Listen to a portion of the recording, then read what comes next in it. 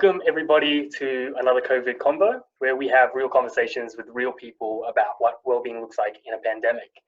I've got a good friend with me today, Simon. How you going, mate? Yeah, good, Cash. How are you? I'm good. Again, we're missing Griggsy.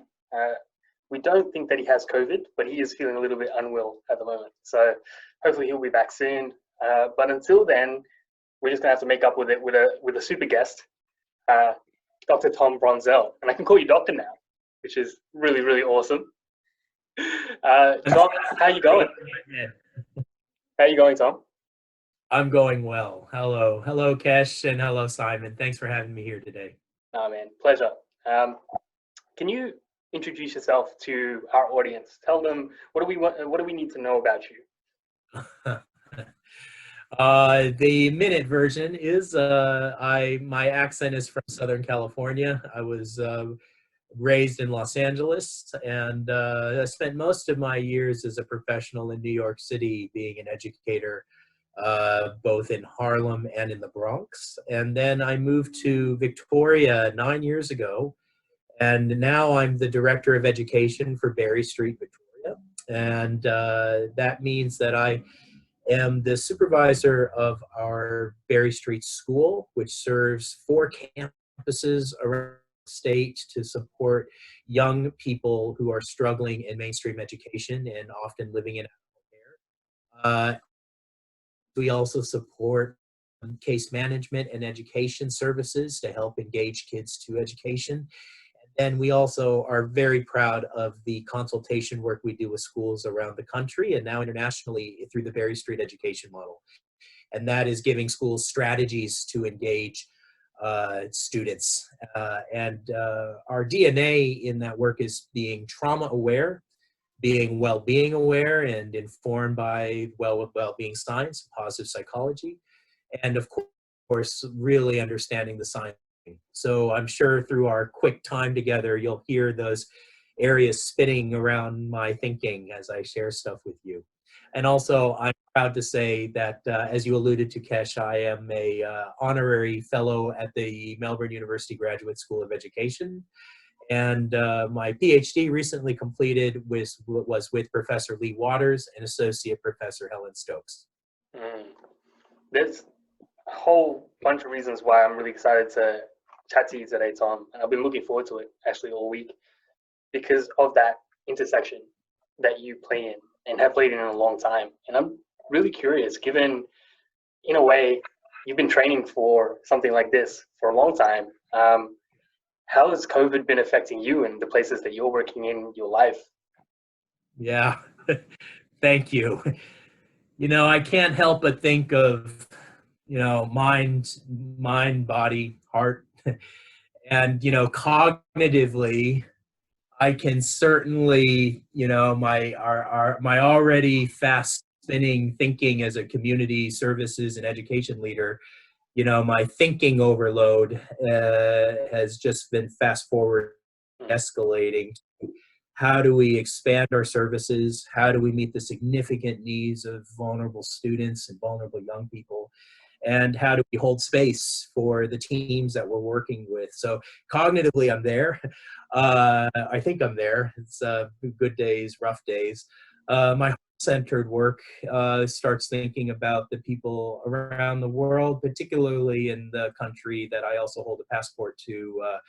In addition to being Australian, I'm still part of the United States of America. And as we know the disparate responses to COVID-19 around the country are essentially, I would cut through all of it to say, are leaving out the people who are experiencing socioeconomic disadvantage and education inequality. And my response is, as I obsessively watch the news and hoping for shreds of hope through different kinds of state and government responses, is, does this feel kind? Does this feel like it's helping the people who need the help the most? My bodily sense of this work is, I sit in a privileged position. I have a home that I'm very happy to be sequestered in for this time. I have very functional technology and teams that are working hard And I know a lot of people don't have that. And to sit and acknowledge that privilege and the position that I have in this world turns to responsibility now, for sure. Tom, I'm obviously picked up your accent there before you gave us the background, but I'm interested in your experiences in over in the US, and in particular, I suppose, in the professional context. I assume you were doing similar work in similar contexts over there, and then in Australia. So yeah, just are there any insights about similarities or key differences? And then also the second part of it would, how would that be sort of influencing how the virus is sort of playing out in people's responses to it? Yeah, sure. In New York, I was very fortunate to be in the right place at the right time back in 2003 and 4-ish. My school was called the KIPP Infinity Charter School. It was part of the KIPP Charter School network in New York City.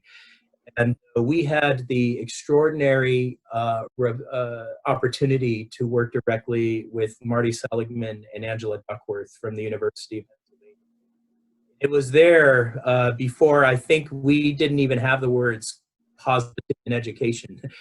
We were just trying to see what this new science around well-being could mean for students who already have a great deal of courage to get to school and to do the work and have the relationships they have.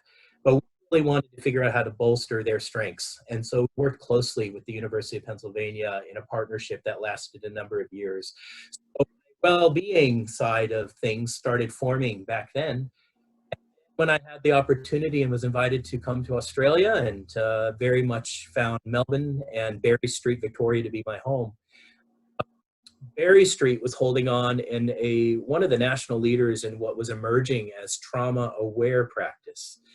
What it meant to understand trauma's impact on intergenerational poverty, intergenerational concerns around racism, around biological and social and learning needs. And what I found when I moved here was that there were very much silos around what I might call the trauma-informed people. Were here thinking about therapeutic ways to support people. And, you know, the science of positive psychology emerges from a different place. You know, I might sort of, when I explain this to students, it's that positive psychology was looking at what was working well in people and what was the best of people and how could we extend that. But my concern was always sitting in the middle. And I always felt like somewhere are two sides of this coin, that if we want to help people who are struggling on the margins of disadvantage, then we need to understand how to increase capacity to connect to their own body and to understand their own escalation when they feel the pressures of stress and of life, and what they need to do to tell themselves to be strong enough to be on task and to learn and to do what the teacher says. That's important, and that comes to us from trauma-aware practice. But then I also starting to work with teachers that said, well, we got to do this, and well-being is another thing. And we realized now it's we want to create a story that makes sense narratively and developmentally, that strategies for teachers could be seen as a developmental trajectory, that we want to help someone understand their escalated responses, link very closely to culture of well-being in the class. Tom, a lot of people have been talking about everything that's happening to us, and we're right in the middle of it. So, you know, it's hard to tell, but people do talk about it like a collective trauma that is happening kind of across the whole world right now.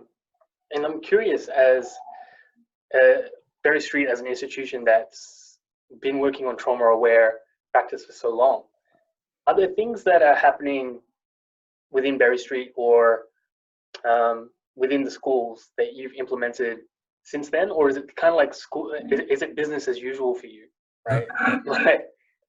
Well, thanks for the prompt. So I want to link this now to our current understandings of what's happening. Look, I fancy myself a bit of an armchair philosopher and someone who who kind of tries to understand information and tries to make sense of it, look at my most armchair philosophically minded thoughts. I look at this as a systemic approach to the world, right? Like a family is nested in a community, is nested in a school, is nested in a structure. And I think we can agree that before COVID, Australia was contending with another kind of trauma, which was the trauma of the natural world. I mean, we had the hottest escalating summers in the history of recorded temperature. And thus we were, as Australians, we were very much trying to put together communities affected by bushfire. And then COVID-19 comes. And what I see now are old structures falling away and new structures are arising. And that doesn't necessarily have a positive valence to it, because I look at countries that have unified behind a vision for safety and health and the community. I think we can look across the ditch to our friends in New Zealand with great admiration for their courage and quick action. And then I look at what's happening in the United States, and I am concerned because the new structures that are arising, and I will loosely say, and I know that everyone watching this would understand, the uprising of autocratic and dominator values. And, you know, when I was a university kid in the 90s, I always, you know, my postmodern theory classes were like, oh yeah, of course, postmodernism means we all will accept a variable understanding of truth and will support it. And I just thought, why are we studying this? Like, the modern world will surely come around to this. And with great trepidation, we see that that's not happening. And we see dominator values coming through, looking for opportunities to assert themselves. So with these new structures arising, both positive and alarming, I think now is the time for the people who are tuning into this, you know, your series, and the people that were connected through our communities of well-being. Our time is now. That in a sense, I've always felt intuitively that we were preparing for something. We were preparing ourselves through self-refinement practices, through mindfulness, by understanding our strengths, by understanding how emotional intelligence could work between us and our families. Well, the time is now. That could have all been for this kind of preparation to help us and our community step through a threshold. And COVID-19 is certainly upon us, but I think we also need to understand how to address a world that is becoming increasingly uncertain. I think you hit on something there, something that Nora Bateson has actually been saying to me, which is everyone's talking about change, or, you know, how to be a change agent, or how to make change. And we've been on that narrative for so long now. How do you make change? And we don't have to make change anymore. It's here. So what do you do with that, right? I'm curious, you know, what do you think needs to happen to, I guess, pump up the positive and pump down some of those negative things that you're seeing emerging? Yeah, thanks. I'm going to drop ACT, because I know many people watching this would be familiar with ACT, Acceptance Commitment Therapy, which is very much underpinning the work we do at Berry Street and the Berry Street education model. And so I keep coming back to, okay, Tom, take a breath. Ground to where you are, connect to your values of social action and community well-being, and then take one step at a time, one micro step. And I know a lot of us right now are thinking around systems-informed work, because we want things like well-being literacy to move across the system, and we want the system to know itself and see itself and work together as a collective vision in response to dominator values. But however, I find in our work around systems change, it's overwhelming, because a system is complex and chaotic, and we're just one little piece in a multi-veiled moment. And so where we're directing our work at Berry Street is to say, acknowledge the system and one's place in it. But I think the most powerful moment for us is to say it's with intention and depth that our work has power within the system. And one step forward, and to do that step to the best of our ability with the best of intention, connecting to the values of the people that we're trying to support, that is quite frankly good enough. Like, we can pat ourselves on the back and say, you know what, I woke up in this time of uncertainty to take one step at a time. That with my whole heart. I think that's what we need to be as we work together to do this. I'm just interested in, and this might be a question for either of you guys, just around, like, I'm the same, I think, as share your views and a lot of other people that I'm interacting with as well, that this is hopefully, well, it's definitely a time of change, but hopefully for a change in the right direction. But I suppose, Tom, you mentioned the bushfires and your work with, you know, sort of trauma affected people, young people in particular. And you mentioned the ACT process, and acceptance, I suppose, is obviously the first word out of that. How do you see that the process and the timing playing out? There's a time for sort of sitting with it and processing it, accepting it. There's a time, I suppose, for also visioning and imagining that new future, and there's a time for taking action. And I think my novice's sort of view is, you know, there's a bit of a process, or it's important to sort of step through those steps rather than just jumping straight to the answer or the solution. Do either of you guys have a view on that from your personal perspectives or professional experiences or whatever it might be? Yeah. I would, as we do in our work and through our research and practice, we want people to start with the body. You know, your question, Simon, is about jumping or when to take action, when to reflect. Some people in our life say, oh, no, we need to slow down. Some people say, no, it's an urgent time. Like, we got to do this. You know, everyone has a developmental pace they need to work at. It's okay. But what we try to do is say, but trauma and chronic stress and escalation, it's sometimes helpful for people to think of that as nonverbal. That yes, you can think about what is concerning you, but really we want people to anchor it in their body and realize that what's happening for you has its roots in nonverbal capacities within the body or below the neck a lot of times. And that's quite hopeful, because there are things that we can do, strategies that we can do to support our bodies so that we can then do what we need to do to think forward and take that next step. I'd like to share just a couple of concepts that have been really useful to a lot of, well, we work most with educators around the traps. But one of the concepts that comes to us from our team at Berry Street is called unpredictability equals risk. And if you're making little reminders for yourself, we even write it like unpredictability equals. And it's something that our friends who are behavior analysts help us understand. When a child or any of us perceives the world to be unpredictable, we will do things to make it feel less risky. So this is a time of unpredictability. And some of us are our highest selves, where we're thinking, oh, this is unpredictable.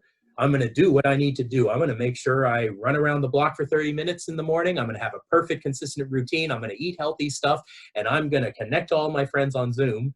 I admit that hasn't been me. Because, and I know this is probably going to be this recording is going to follow me for a little while, but I'm courageous enough. I just want to say, Tom, before you head on, you're not alone. That was me for like 2 days, and then like I gave up. This to relate to real people out there. You know, fitness routine is the pool. I love swimming in the morning, and all the pools are closed. And I admit I haven't found a replacement activity for that because I want to be in the pool. I have definitely done more online shopping than I should have been. I am definitely eating pizza and, you know, doing the things that I need to do to like feel like some kind of weirdo human being. So, you know, in this unpredictable world, I'm doing those things. Some of them I'm meeting my needs in healthy ways, and some of them are unhealthy. And I have this like, oh, tomorrow will be the day. But for children and vulnerable young people in particular, when they perceive the world to be unpredictable, they will do things to make it feel less risky. For a lot of our young people, that's existing at a hypervigilant state of escalation. And they're constantly scanning their environment for threats and opportunities, and to survive both, social interactions, being rejected from school, being told you got to learn online, and they don't have the access, and they don't have the materials or the support to do that yet. So there's a lot of things that I would recommend us to think about. Yes, we do things to make the world predictable for us, and the best thing we can do for our loved ones is to notice and gently suggest or help and support when you feel like, that's a really good opportunity to bolster someone's efforts there. And I guess the extension of that is, if we can be conscious of how we're trying to make the world more predictable or less risky, and we can ask ourselves, is that actually benefit to the rest of the world as well, not just me? That might help some of these other behaviors like panic buying toilet paper from getting out of hand, right? Would that be another example of people trying to make something less risky or more predictable? Oh, completely. I mean, look, it's completely risky to go to the grocery store and feel like you can't get the basic things that you need. But I suppose I want to ensure that we send some pretty good messages out there through your show. But I think as people with considerable amounts of knowledge and well-being, and as people who think a lot about how to forward this knowledge and research to people who need it the most, that's an incredible responsibility. And so back to our systems thinking, I think, at our best, we're holding systems, we're modeling for systems, we're crafting and holding space within those systems. And so at our best, when our needs are being met and we're feeling pretty good about stuff, I am at my best when I'm thinking, what can I do to be a steady state, a container for the work that needs to happen around me? Unfortunately, and this always happens, it creeps up on us. We're getting to the end of our time. Tom, I'm wondering, is there anything that we haven't had the chance to talk about that's really popping up in your mind that you really want to say before we sign off? Sure. I mean, I love teaching. I'm a teacher at heart, so I got to teach. Another helpful concept to us, especially relevant to this time, is the idea of top-down regulation and bottom-up regulation. That, for us to hold space and to support ourselves and one another, we have to work on being self-regulated so we can manage ourselves and be thinking clearly when possible. And so it's useful to think there are two ways the body begins to self-regulate. One is, top down. Literally, my brain says to my body, Tom, stop complaining, sit still, finish your work, help people. And at my best, I can do those things. I can obey my brain. But a lot of us, like I've kind of said a few times during the talk here, that bottom up refers to the body, and acknowledging that the body is a place to be activating and to be feeding in healthy ways, and to move and to be mindful, and to if things like yoga are important to you, or be walking around your block in nature is important to you, that giving the body a chance to move also brings a powerful sense of regulation to the self. So there are many times during my days during COVID, I think, I'm feeling a little restless right now. What is happening? I think about it from this, or I can think about it from this, and often it's a combination of the two. Yeah, no, that's a really good point to bring up. It's actually made me think about, well, ever since this has started, especially with all the Zoom calls, which are very cognitive, I just get up and go for a walk around the block after each one now. And I've been doing more and more walks around the block, and it just made me feel better. I didn't know what I was doing, but I was bottom regulating. Yeah, awesome. Simon, anything that you want to add to that before we sign off? I was just going to say something that makes sense. Why you're looking super fit now, Kesh? Yeah, the walking, mate. He explained it.